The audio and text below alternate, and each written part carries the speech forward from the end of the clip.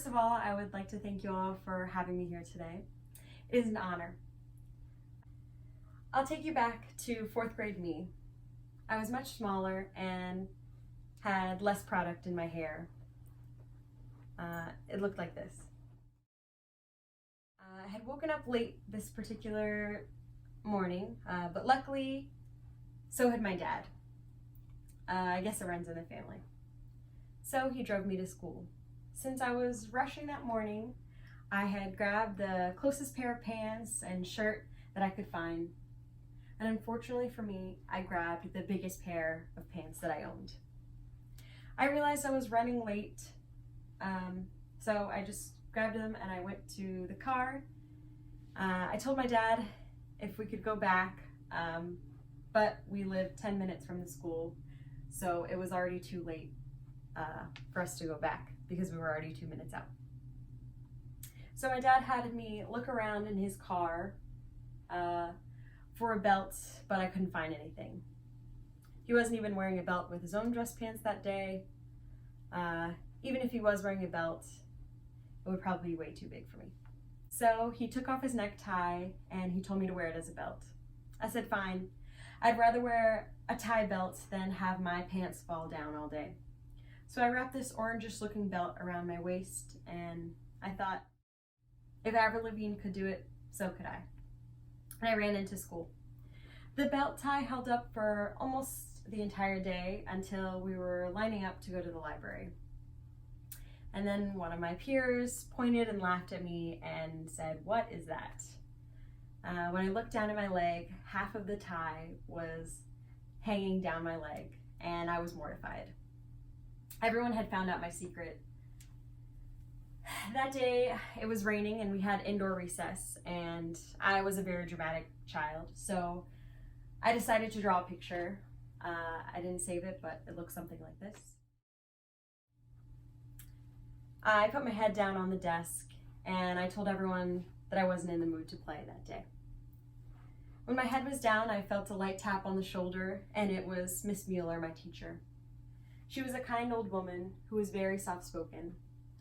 She asked me why I was sad, and I was a bit shocked because like I said before, I was a dramatic child. So how could she tell that I was so sad? But I guess it was obvious. I had told her the whole thing, and I had assured her that I did own a belt, and she believed me. Then she proceeded to tell me her secret, which I haven't told anyone until today. She showed me that she was wearing Spanx. She wore them every day, she told me, and that one day she arrived to school, she didn't realize that her shirt was tucked inside of them. She was so embarrassed that someone saw her, and this made me laugh and wipe away my one tear. After this day in fourth grade, I decided 3 things. 1, I wanted to be able to help others the way Mrs. Mueller helped me when I was sad. 2, the only way to do this was to become a teacher. And 3, never wear jeans without a real belt. Miss Mueller was a great teacher who listened and cared about me. Not only was she caring, but she was also very positive. And I'm here to tell you that positivity can change everyone's mood in the classroom. I don't just mean in the morning greetings. I'm talking about positivity throughout the whole day, throughout the whole year. Even feedback can be positive. A wise woman by the name of Rita Pearson shared her story about positive feedback, and I'd like to share it with you today. She said that she had given her students a 20-question quiz, and at the end of it, one of her students got 18 questions wrong.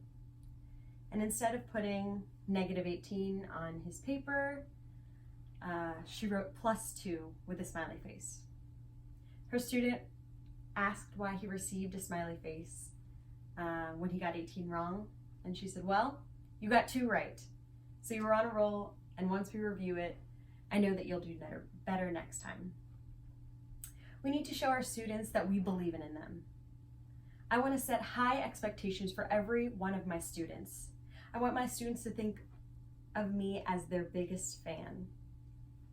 My goal is to become the real life Miss Frizzle. I'm already halfway there with the hair. Miss Frizzle always edutained her students. She educated them and she entertained them. I want to educate my students by having hands-on learning in the classroom. I want my students to make choices and let their curiosities direct their learning. I want to promote equality and celebrate diversity in my classroom. I will assist my students to express themselves and accept themselves for who they are. I want my students and their families to know that they are accepted and appreciated in my classroom. I believe that I owe it to my students, as well as my community, to be positive, consistent, and diligent in my classroom, and ultimately inspire my students to do the same.